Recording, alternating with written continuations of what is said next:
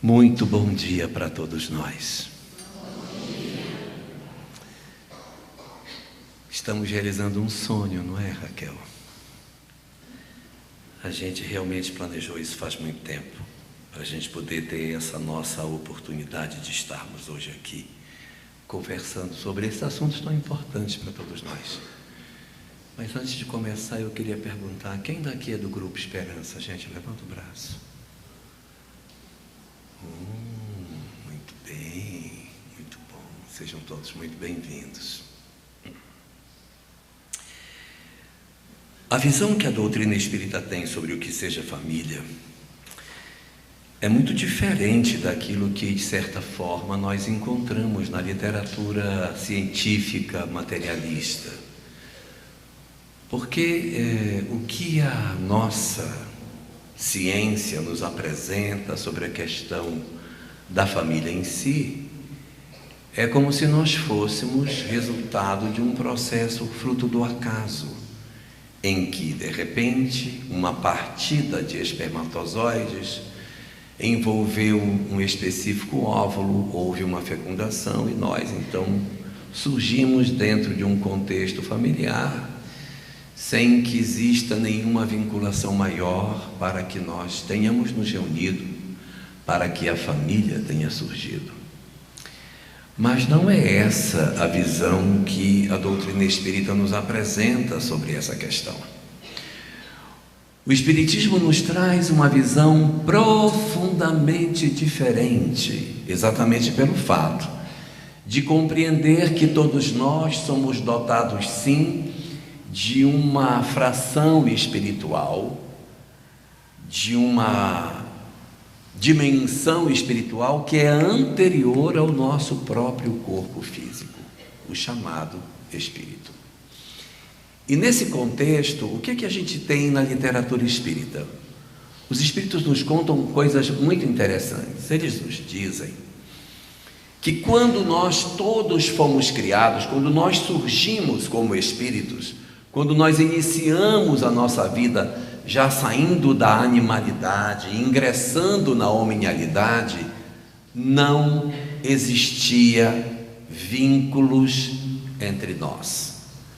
Segundo a doutrina espírita, os espíritos não são criados com vínculos de origem, ou seja, nós não possuíamos vínculos espirituais quando fomos criados por nosso Senhor.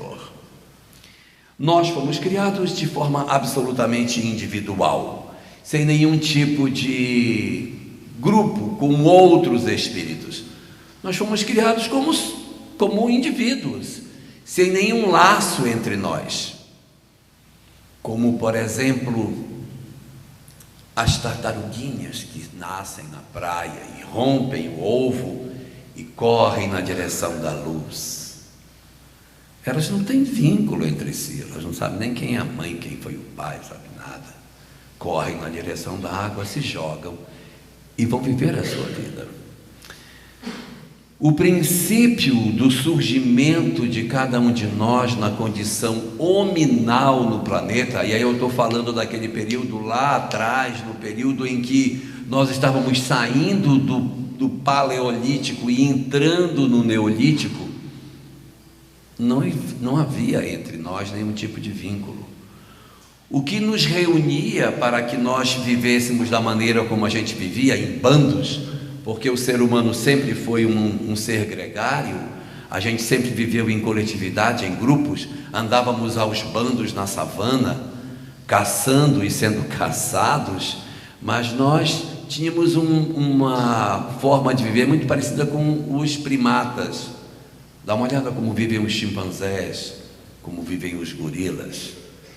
É desse jeitão que a gente vivia, andando em bando dentro ou da savana ou das florestas mais fechadas, no caso nosso, mas nós não tínhamos necessariamente nenhum vínculo entre nós.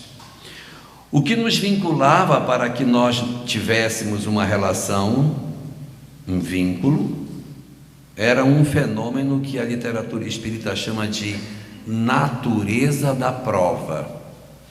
O que é a natureza da prova? A natureza da prova é a natureza da prova mesmo, é a natureza da prova. O que seria isso? Todo dia que eu vou trabalhar, eu pego um ônibus na mesma parada, na mesma parada de ônibus, no mesmo ponto. E tem pessoas que tomam o ônibus junto comigo, que elas pegam no mesmo horário e elas vão para o centro e eu pego a mesma condução. Mas isso não significa dizer que as pessoas que tomam o ônibus comigo toda manhã são espíritos vinculados ao meu passado, portanto é por isso que eu tenho que pegar o ônibus com aquelas mesmas pessoas. Não, elas estão comigo ali por conta da natureza das provas, das circunstâncias que a vida nos impôs, que nós temos que pegar a mesma condução no mesmo horário e ir no mesmo ônibus, sacudindo para o centro da cidade. Então isso, na verdade, não nos vincula espiritualmente. Assim também, no começo da nossa história espiritual, nós não tínhamos vínculos com aqueles que faziam parte das nossas histórias de relação. Então, um grupo de espíritos encarnou numa determinada condição, havia espíritos que tomavam conta de nós, mas o nosso planejamento espiritual ele era mais frouxo. Não havia nesse período uma obrigatoriedade do tipo: você vai casar com fulana e vai ter tantos filhos, seus filhos, você vai ter 3 filhos, um deles vai se chamar Igor, o outro vai se chamar Luciana.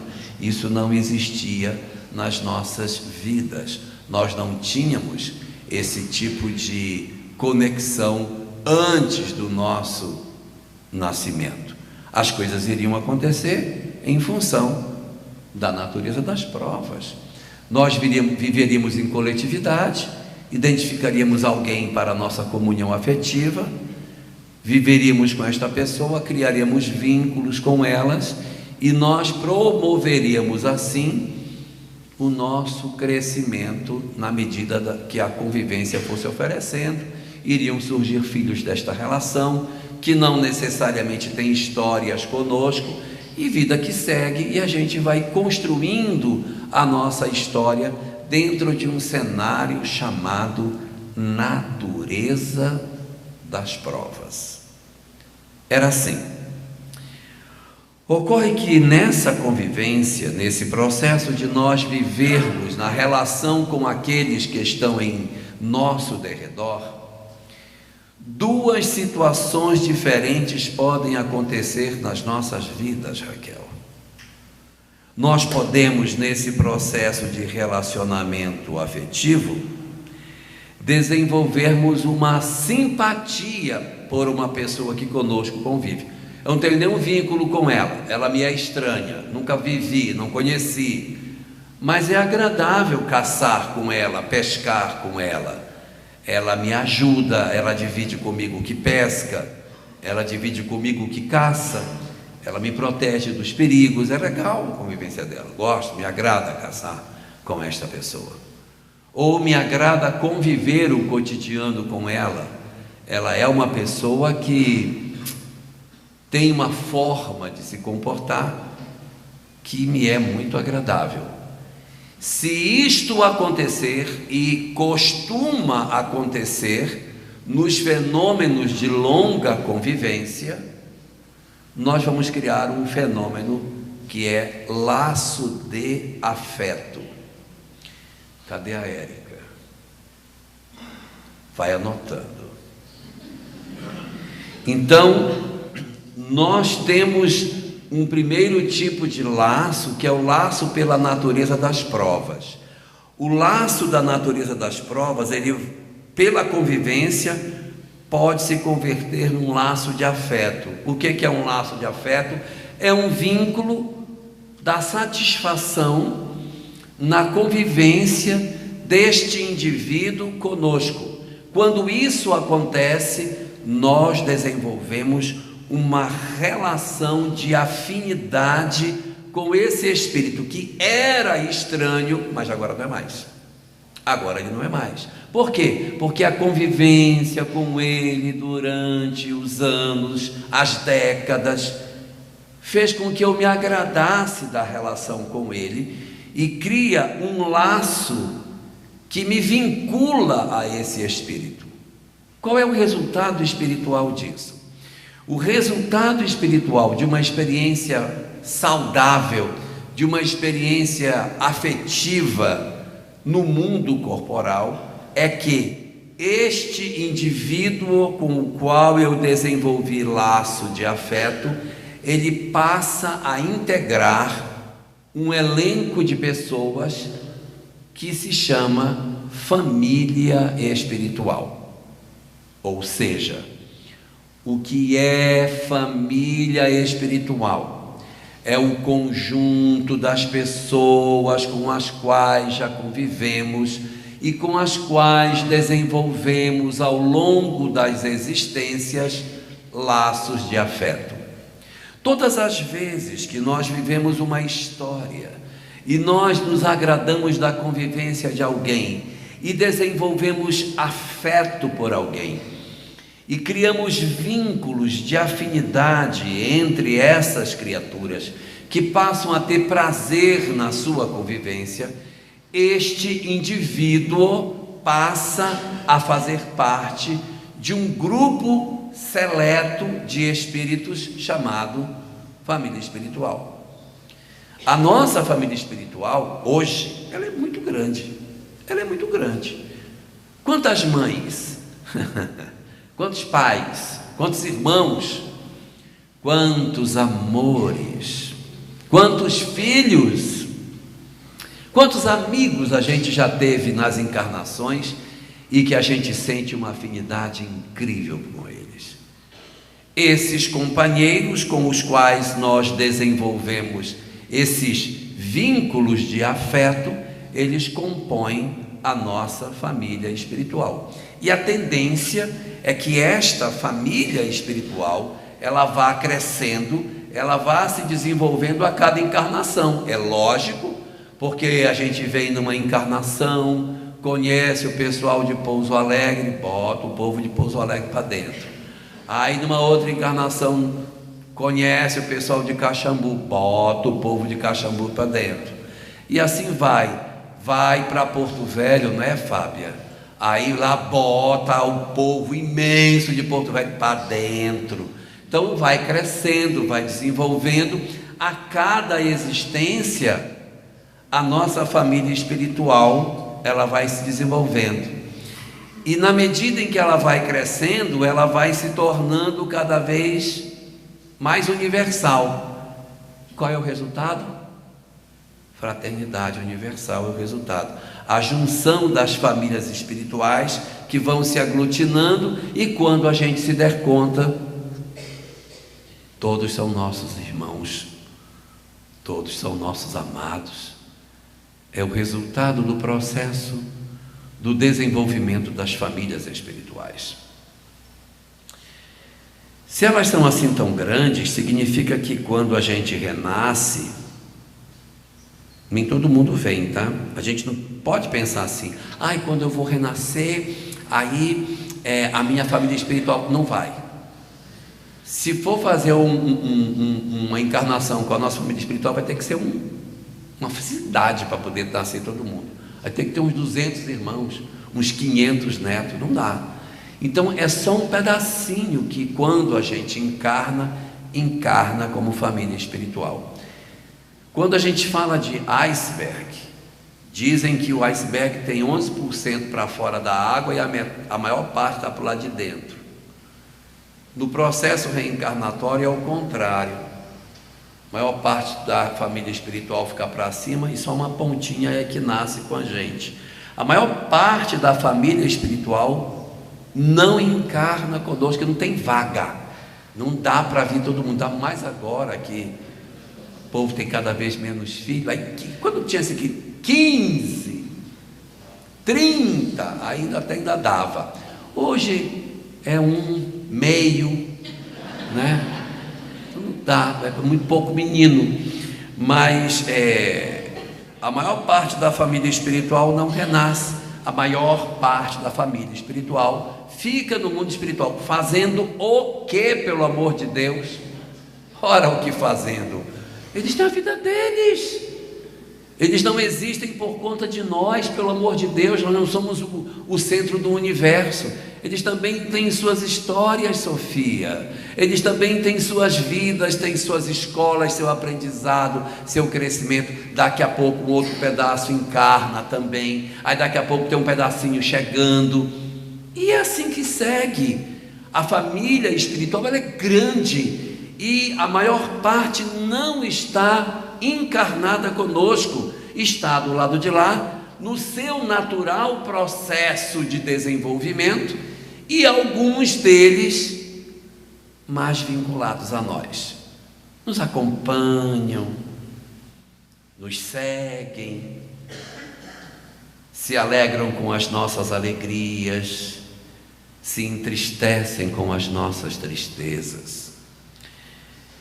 Então existe um pedaço da nossa família espiritual que faz parte do nosso cotidiano, que convive conosco.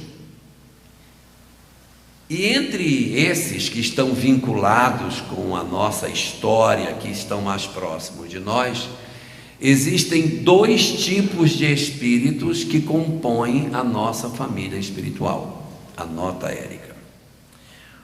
Um desses espíritos que compõem a nossa família espiritual são chamados de espíritos familiares. O que é um espírito familiar? Um espírito familiar é um espírito que nos quer bem, faz parte da nossa família espiritual e que nos acompanha na vida. Isso é um espírito familiar. E existe um outro tipo de espírito familiar, um outro tipo de espírito que compõe a nossa família espiritual. Eles não são chamados de espíritos familiares, eles são chamados de mentores. Então você tem na família espiritual os espíritos familiares que nos querem bem, se é um espírito familiar, nos quer bem, e tem o mentor. Ora, se o espírito familiar nos quer bem, o mentor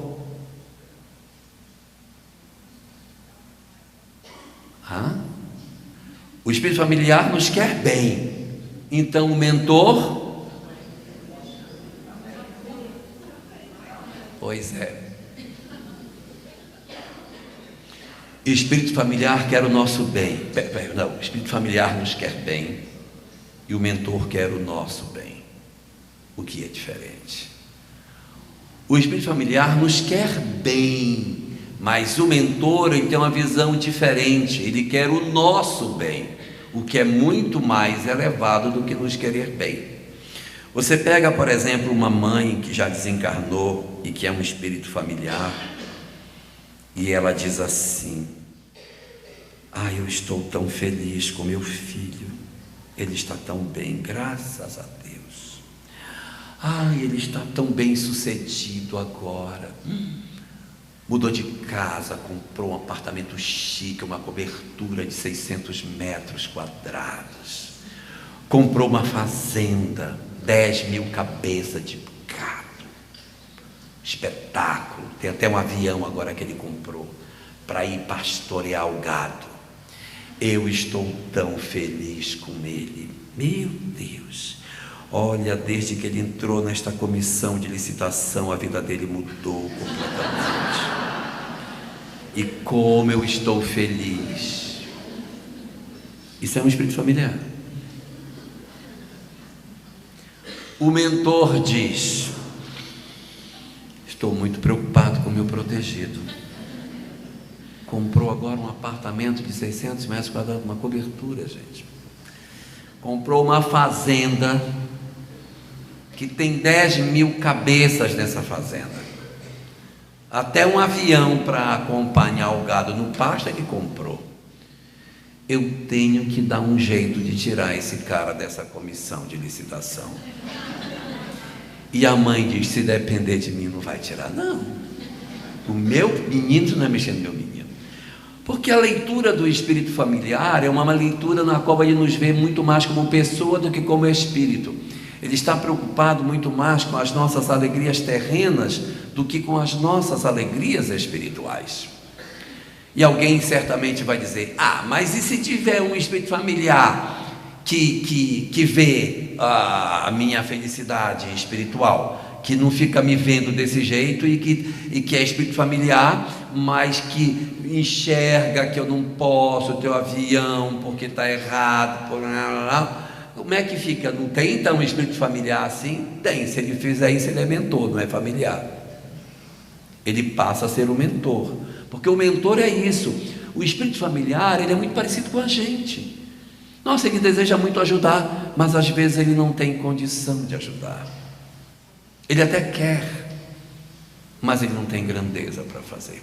A obra do André Luiz traz muitas histórias de espíritos familiares que vêm procurar socorro para seus familiares que estão passando por problema na terra e que eles não têm condição de ajudar.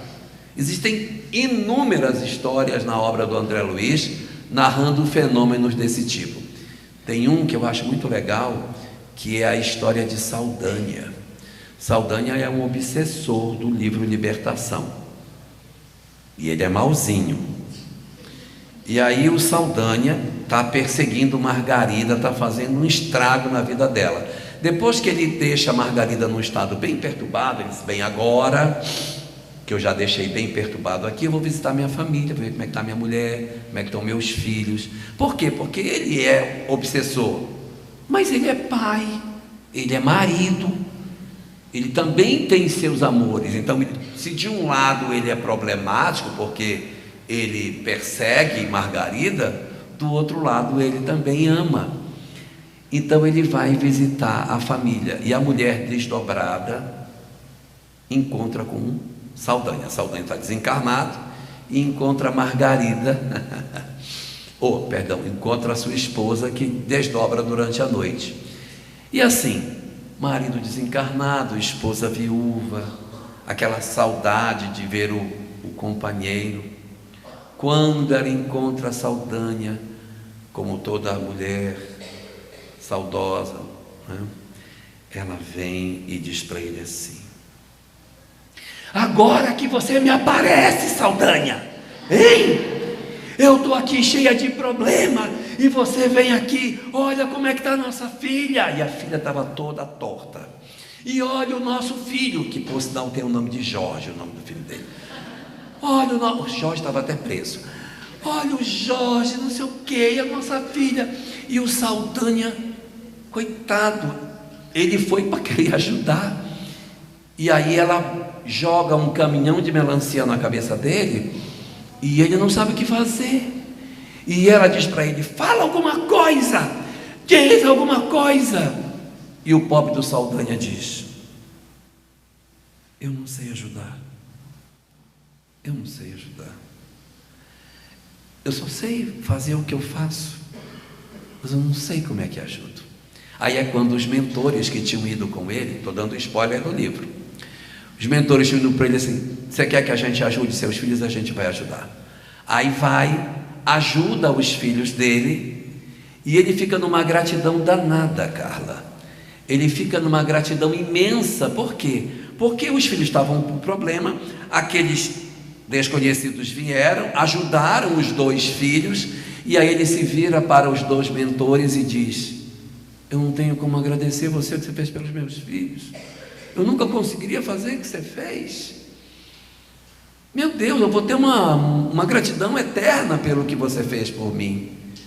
Ah, se eu pudesse fazer alguma coisa para ajudar você pelo que você fez pelos meus filhos, eu faria.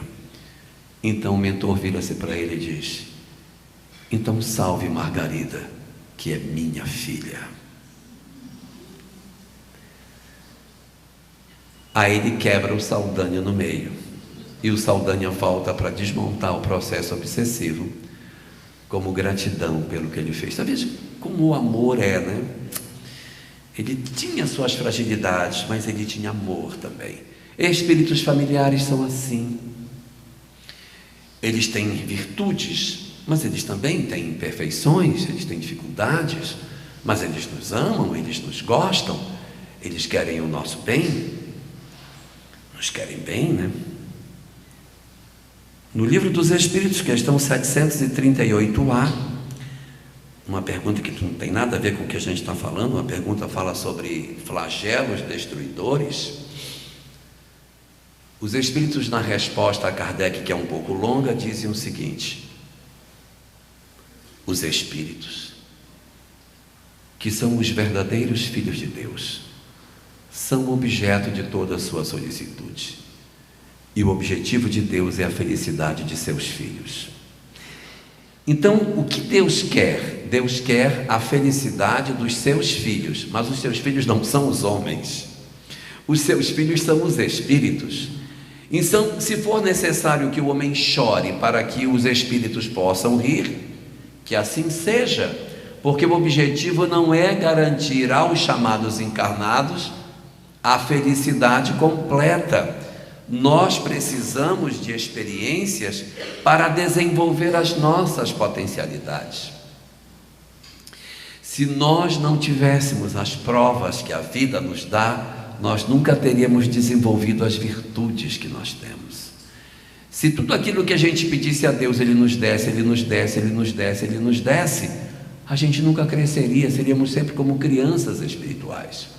O que nos fez crescer, o que nos fez desenvolver, o que fez a gente alcançar essa condição diferenciada de vida, é nós conseguirmos verdadeiramente termos passado por situações que a gente não queria ter passado, mas que forjaram a nossa personalidade e que nos capacitaram para que nós hoje sejamos muito melhor do que éramos antes, nesse lindo mecanismo da vida em que a lagarta vai lentamente se transformando nessa borboleta espiritual pela metamorfose que a gente desenvolve com as experiências que a vida nos dá. E isso é muito interessante, porque quando a gente entra em contato com a doutrina espírita, existe uma coisa que o pessoal fala muito para a gente. Dizem assim: o nosso destino é a felicidade. Você já deve ter ouvido falar isso. Todo mundo vai caminhar para a felicidade, é o destino de todos nós. A evolução vai nos levar na direção da felicidade, e nenhuma das ovelhas se perderá, e Deus então sabe que todos nós seremos felizes. Isso está dito na obra espírita diversas vezes. E há uma pergunta que se impõe quando a gente se depara com esta informação. Ora, é lógico, se todo mundo vai ser feliz, né? Se todo mundo está caminhando para a felicidade, se Deus nos criou para que nós sejamos todos felizes, por que, pelo amor de Deus, Ele não nos dá um vale de felicidade? Já que Ele vai nos fazer felizes lá na frente, entrega logo um pedaço aqui, Maria Freire. Entrega logo. Ué, não vai ser feliz? Não é isso? Não, vai ser feliz. Mas se vai ser, me entrega logo pelo menos 10% desse negócio. Uns 15%, para a gente já pelo menos saber que é bom ser feliz. Porque essa coisa tipo mãe, assim, se você comer tudinho, você vai comer a sobremesa. Se você não deixar nada no prato, você vai comer. E o pobrezinho se obriga a comer aquilo forçado, tadinho, para comer a sobremesa. Às vezes a gente acha que a lei de Deus é assim: olha, se você fizer tudinho, aí eu vou te dar a felicidade. Como se Deus estivesse sentado num trono, olhando e dizendo assim: aquele ali já pode dar 10% de felicidade, vá lá nele e dê 10%, aquele ali não, aquele é só 2%. E falta uma resposta para isso. E a resposta é a seguinte: está na introdução do livro Conflitos Existenciais, a obra número 13 da série psicológica de Joana de Ângeles, onde Joana diz o seguinte: todos nós caminhamos para a felicidade, mas a felicidade não é um dom gratuito. A felicidade é uma conquista. E a felicidade é o estado de alma resultante da vivência do amor. Então é assim. Por que seremos felizes? Porque viveremos o amor. Quanto mais amor eu viver, mais feliz eu serei. Então, por que é que o nosso destino é a felicidade? Porque quanto mais experimentamos o amor, naturalmente mais felizes nós seremos. É lógico. É porque vocês não sabem o que é isso. Mas quando a gente tem mágoa, quando a gente tem raiva de alguém, a gente não consegue ser feliz. Não consegue. Porque a gente fica com as noites ruins. O nosso destino é a felicidade. Mas o nosso destino é a felicidade, Maria Freire. Porque quanto mais eu desenvolver o amor nos meus dias, mais eu experimento esse sentimento. Não é preciso que Deus fique com uma fita métrica nos medindo todo dia para saber quanto que Ele já pode dar. A regra é a seguinte: amor sente felicidade, não amor vai sofrer. Questão 614 do Livro dos Espíritos, a primeira questão da terceira parte da obra, que abre as chamadas leis morais. Quando Allan Kardec pergunta o que é a lei de Deus, os Espíritos respondem: a lei de Deus é a única verdadeira para a felicidade do homem. Então, para a felicidade da criatura, você pode inventar o que quiser, mas a única verdadeira é a lei de Deus. Você pode dizer que felicidade é um prato de açaí, que felicidade é um prato de pão de queijo, você pode dizer o que você quiser, mas a verdadeira para a felicidade é a lei de Deus. Diz o texto na sequência: indica-lhe o que deve fazer ou deixar de fazer. E aí a parte mais importante para nós hoje, o último trechinho da resposta diz: e o homem só é infeliz quando dela se afasta. Então, na medida em que eu me afasto da lei de Deus, eu sou infeliz. Na medida em que eu me distancio do amor, eu sou infeliz. Não existe possibilidade de sermos felizes sem amor. Não há no universo infinito um só espírito que possa dizer com veracidade: eu odeio e sou profundamente feliz. Ele pode ter satisfação no ódio, mas felicidade não tem. A felicidade é o atributo dos que amam. Quanto mais eu experimento o amor, meu Deus, muito mais feliz eu me torno, muito mais pleno, muito mais rico espiritualmente eu sou, na medida em que eu experimento este sentimento. É confuso o que eu estou dizendo? É claro o que eu digo? Faz sentido? Pois é. Nas nossas relações familiares, nem sempre a gente desenvolve laços de afeto, sabia? Tem vezes que a gente convive e desenvolve laços de desafeto.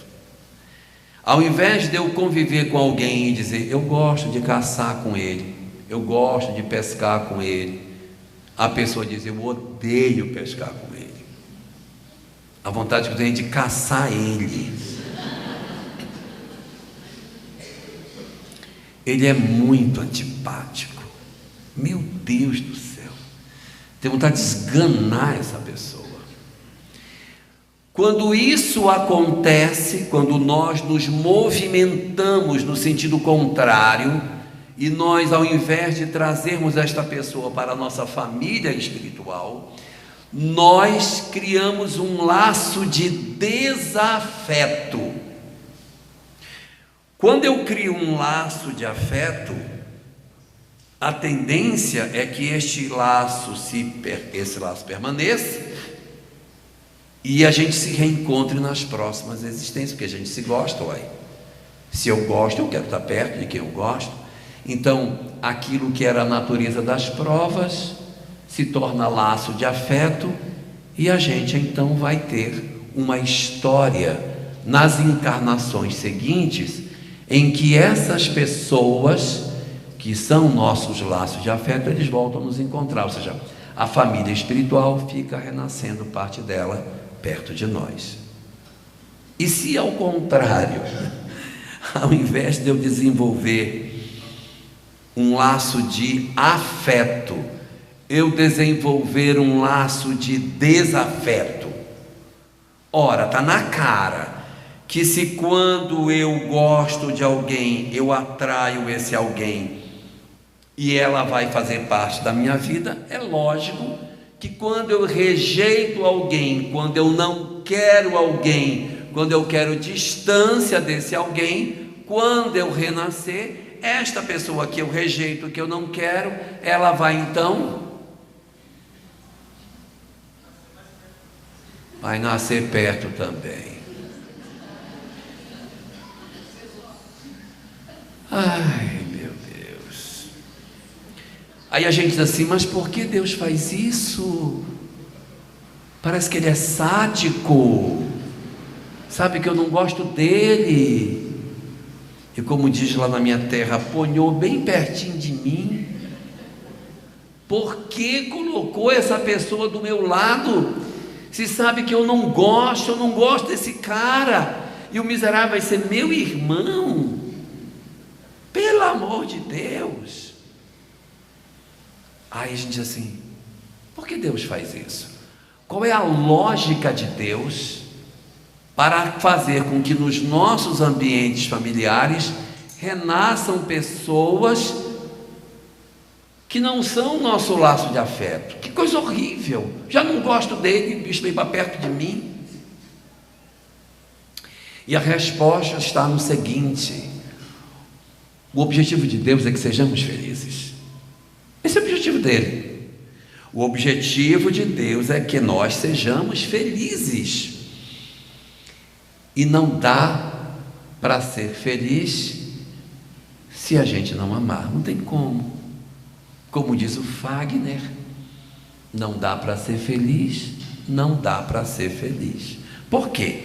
Se eu odeio alguém, eu tenho meu coração pesado. E se eu tenho meu coração pesado, não vou alcançar a felicidade. O que Deus quer, não quer nos dar a felicidade. Não é esse o destino de todos nós, Luciana. Não é essa a grande movimentação espiritual que a vida tem para nos oferecer? Por que motivo, então, pelo amor de Deus, Ele nos entrega essa pessoa tão antipática? Porque Ele quer que a gente resolva. Eu preciso resolver as minhas encrencas para que eu possa comer da sobremesa. Bom, deixa eu logo acalmar as esposas e as ex-esposas que dizem misericórdia. Tenho uma raiva tão grande dele, miserável, não vai voltar. Meu Deus do céu, é muito castigo, né? Você tem um cara, o cara persegue, perturba a sua vida, faz um monte de coisa errada. Aí você vem na doutrina espírita consoladora. Aí diz, sabe aquele cara que você não gosta? Pois é, acaba vai nascer perto de você de novo. E assim a gente fica apavorado, diz, meu Deus do céu, eu não acredito nisso. Realmente pode voltar, mas não necessariamente como marido, pode voltar como filho, como neto. Você vai puxar uma orelhinha, né? 2 orelhinhas. Ele não vem necessariamente na condição de marido, porque o que importa não é muitas vezes a convivência marital, mas é o ato de você estar com alguém para resolver os problemas que a gente possui.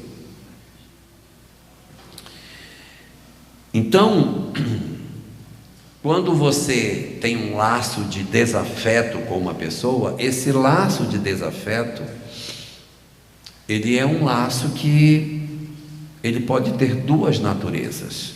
Ele pode ser movido pela mágoa e pode ser movido pelo ódio. Qual é a diferença de um para o outro? A mágoa é sempre um amor que adoeceu, o ódio não necessariamente. A mágoa sempre é uma história em que você esperou de alguém alguma coisa e esta pessoa não entregou o que você sonhava. E sem querer deixar vocês com raiva de mim, mas eu quero dizer para vocês que a gente nunca se magoa com as pessoas, viu? Ou melhor, as pessoas nunca nos magoam. Nós nos magoamos com a imagem que a gente faz da pessoa. Então a pessoa diz: você nunca poderia ter feito isso comigo. Mas o outro só está sendo o que ele é isso. É que eu inventei na minha cabeça que o outro é de outro jeito. Aí eu me magoo com a imagem que eu fiz dentro da minha cabeça daquilo que o outro seja. Então a gente se frustra e se magoa com quem se ama, a gente não se magoa com quem não ama. Magoar significa: eu não esperava que você fizesse isso comigo. Nossa, foi uma decepção profunda. Isso é mágoa. Ódio é diferente. Ódio é ódio. Ódio é ódio. Mágoa é mágoa, né? Você não vai ter uma pessoa que vai chegar numa delegacia dizendo para o delegado assim: olha, seu delegado, eu estou muito magoada com o assaltante que levou minha bolsa, porque ele levou meus... Não vai. Não existe mágoa nessas condições, porque não existe amor antes. A gente se magoa com o filho, é a pombinha da paz.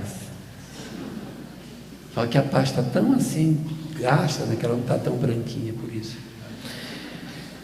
A gente se magoa com o marido, com mãe, com pai, com amigo, com pessoas que a gente tem uma expectativa. Então isso é mágoa. E existe, evidentemente, também aquilo que a gente poderia chamar de ódio.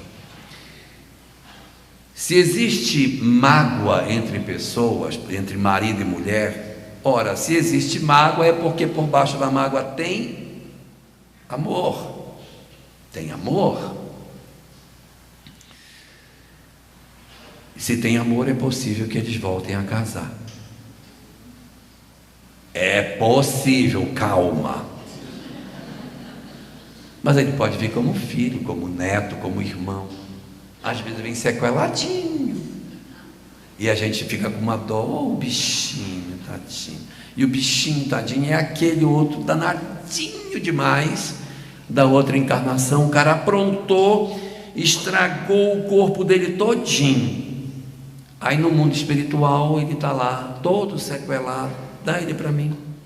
Mas ele não vai vir como marido, vai vir como filho, que você vai ter que ter uma paciência com ele, porque ele vai ter algumas sequelas da encarnação anterior, e você vai cuidar. Vai nascer como neto, vai nascer filho da filha, e aí você ainda vai botar ele no colo. Olha o bichinho, tão lindinho. Mas é a cara do teu pai, minha filha, é o cabra voltando, né? Resultado: nós temos sim a possibilidade de termos o reencontro dessas pessoas na nossa família, mas isso não quer dizer que a gente vai encontrar essas pessoas lembrando de tudo que elas fizeram, porque se for assim não vai dar certo, porque a gente vai sentar para tomar café da manhã, vai ser um estrago o café da manhã. Você é muito antipático, desde a outra encarnação que eu não te suporto. Então, olha como Deus é sábio. Ele precisa que a gente se reencontre. Ele precisa, ou melhor, nós precisamos nos reencontrar. Mas se eles se reencontrarem com toda a lembrança do passado, não dá certo. No mundo espiritual a gente poderia ficar, não precisava encarnar, só ficar lá, porque a vida verdadeira é a vida espiritual. A gente evolui no mundo espiritual. Ora, se a vida verdadeira é a vida espiritual, se a gente evolui no mundo espiritual, por que vem, pelo amor de Deus? Porque não fica logo lá de uma vez? É porque lá é mais difícil mudar, porque a gente olha para o marido e diz: miserável, eu ainda não esqueci o que você me fez. E é muito difícil esquecer, porque eu estou com toda a minha memória. Então o que Deus criou exatamente para facilitar o processo de desenvolvimento das nossas condições espirituais? A tal da reencarnação. Só que a reencarnação tem vinculada a ela o esquecimento do passado. Mas eu queria vir reencarnar, mas eu queria vir sabendo tudo. Então fica, não vem, já fica lá. Porque se for para encarnar sabendo, já fica, meu filho, já fica. O sentido da encarnação é para esquecer.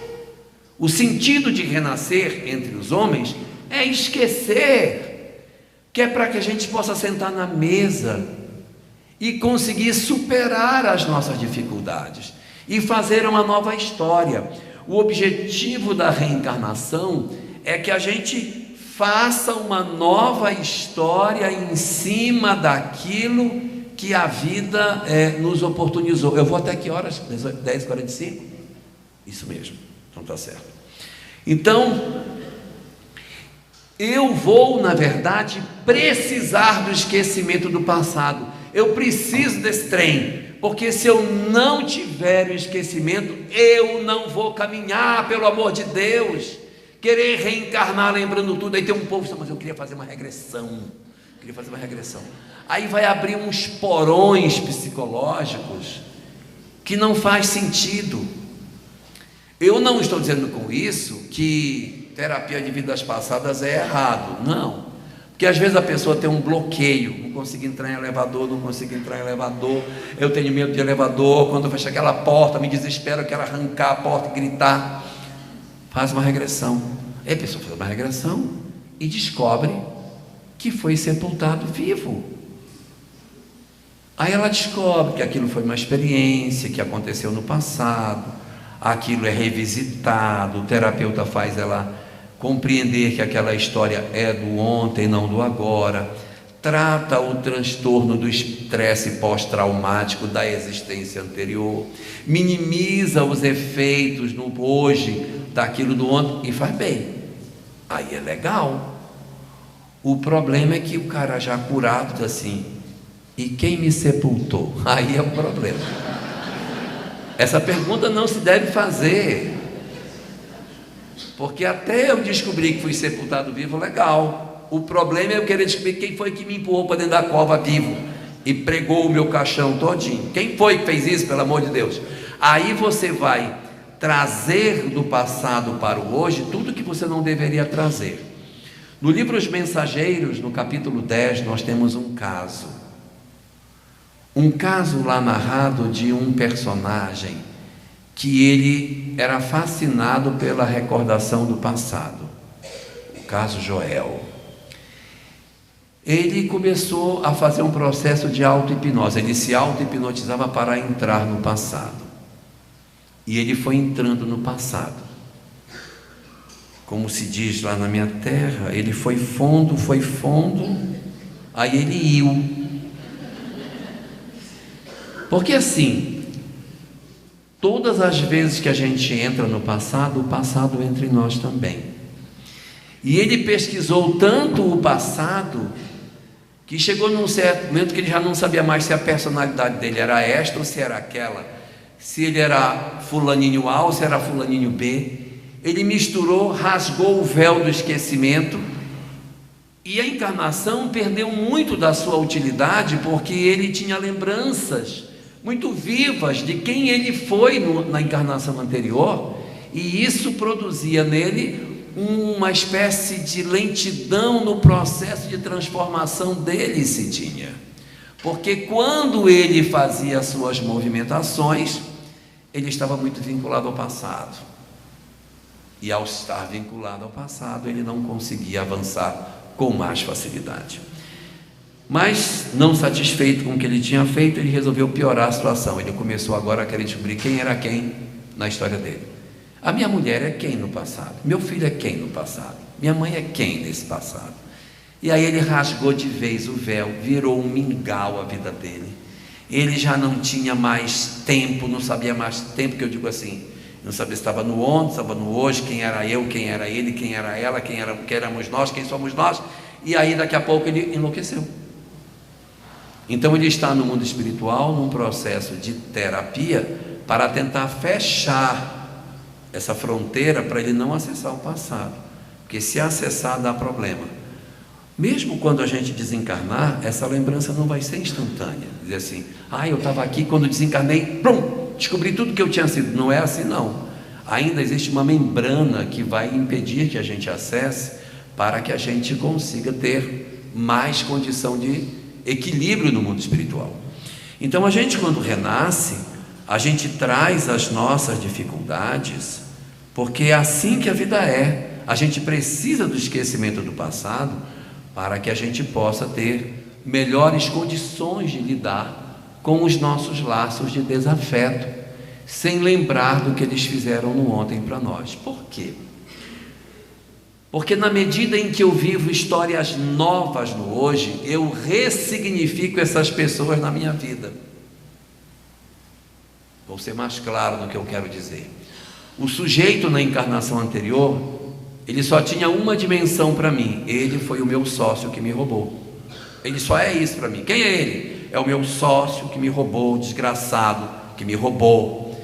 Ele me roubou, roubou minha mulher, roubou meus filhos, me jogou num manicômio, disse que eu era louco, pagou os laudos para dizer que eu era maluco, me prendeu no manicômio, mandou um bolo envenenado no Natal e me matou. Só fez isso comigo, né? Eu tenho um ódio terrível dele. Aí ele renasce como meu pai. Ainda vou herdar dele tudo que ele tem, que foi o que ele me roubou. E aí eu tenho uma dificuldade com meu pai, mas eu tenho histórias boas também com meu pai. Então se mescla coisa ruim com coisa boa, coisa ruim com coisa boa. E eu digo, meu pai era uma pessoa difícil, nossa, eu tinha uma dificuldade com ele, mas ele era um cara assim, assim, assim. Eu começo, pelo esquecimento do passado, a ter algumas lembranças boas. Quando eu encarnar de novo e ele não for mais meu pai e for meu filho, por exemplo, eu já tenho menos acidez na relação. E é assim que, de encarnação em encarnação, aquele mal que a gente viveu vai se desbotando no tempo. E aí tem um dia que eu vou pescar num lago, me afogo, é ele que me salva. Eu digo, poxa, muito obrigado.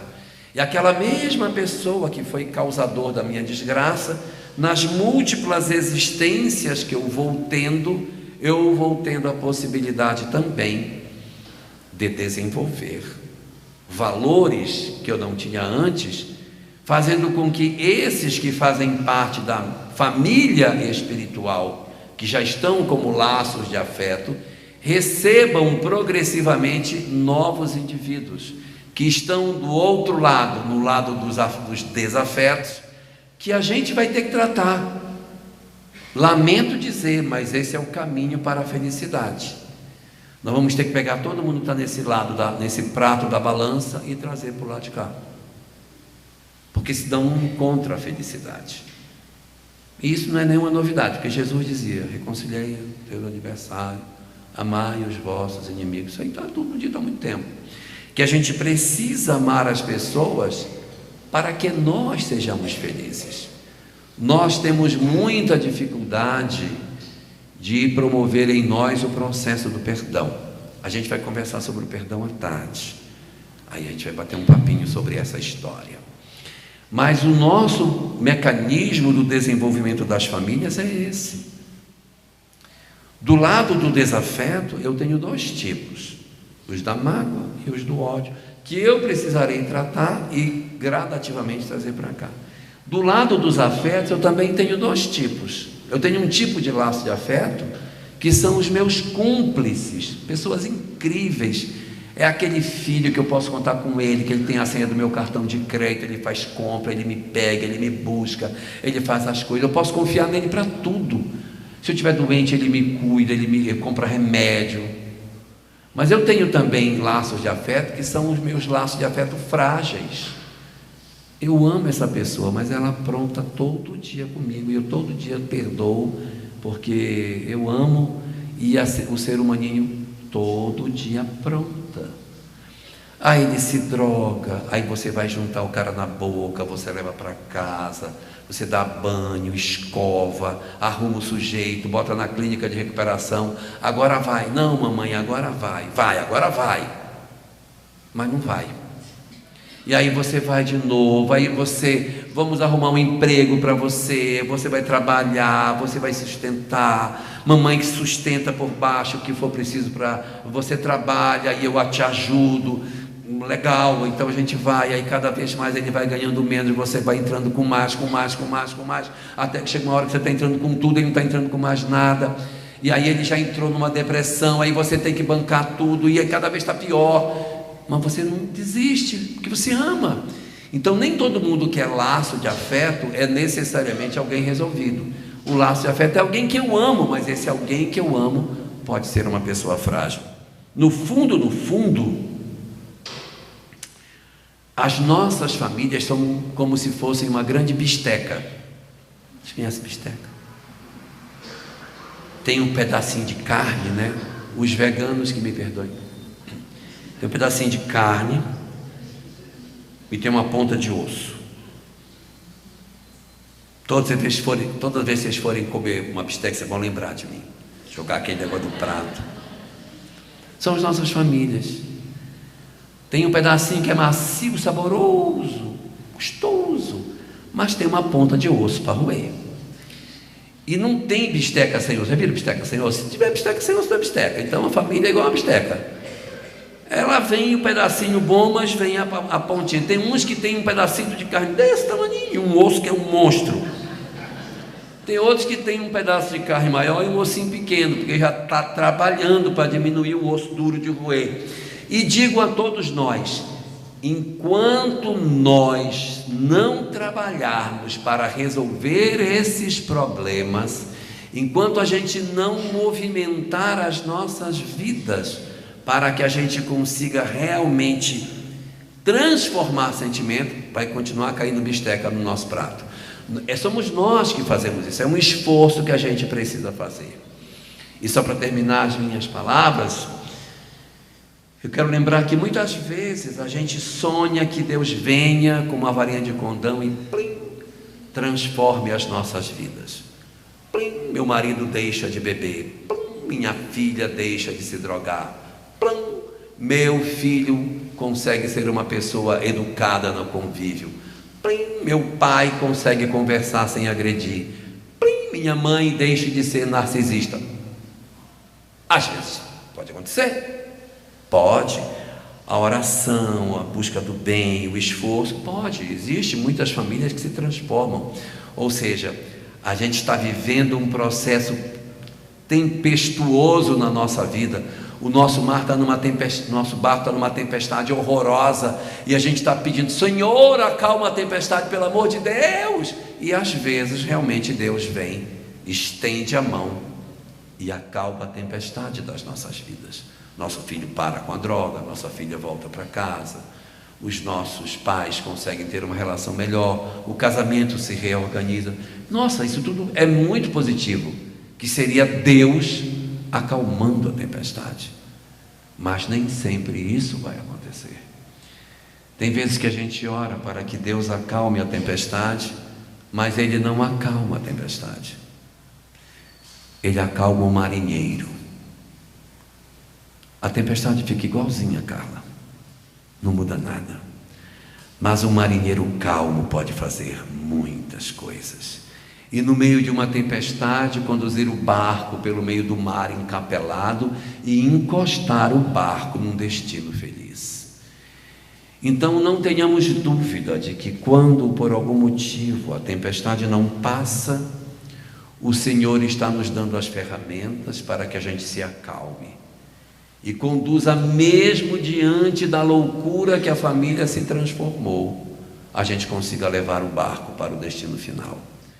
Porque a gente não vai ter êxito, porque nós transformamos as nossas pessoas que compõem a família, nós não convertemos os nossos familiares. Nós alcançamos êxito quando nós vencemos a nossa indiferença, o nosso desamor, a nossa vontade de desistir. É aí que está a vitória do Espírito.